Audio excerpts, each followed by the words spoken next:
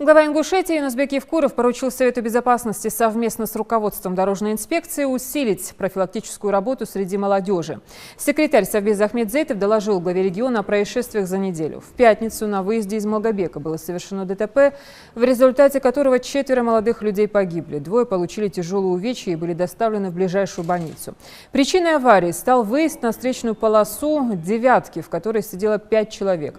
В связи с этим происшествием Евкуров призвал всех родителей ответственнее подходить к воспитанию своих детей, контролировать их поведение. Произошло столкновение автомашины ВАЗ-21099 и Мерседес Volkswagen. Пострадало погибших 4, пострадавших еще 2. Пока идет расследование, объективно, кто из них виноват, пока не установлено, пока дознание не закончится, обстоятельства полностью неизвестны.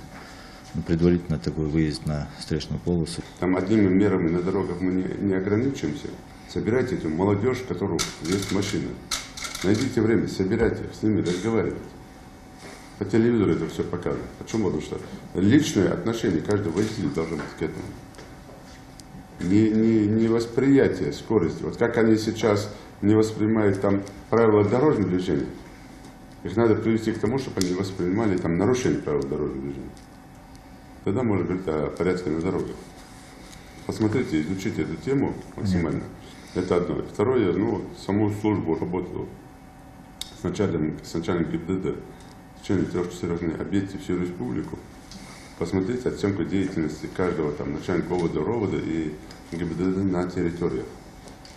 Сколько машин задержано, сколько там нарушителей, сколько по скорости, сколько нас за встречку. Даже вот с такими авариями у нас каждый день должно быть как минимум по 100 человек, которые задержаны, которые оштрафованы за эти дела.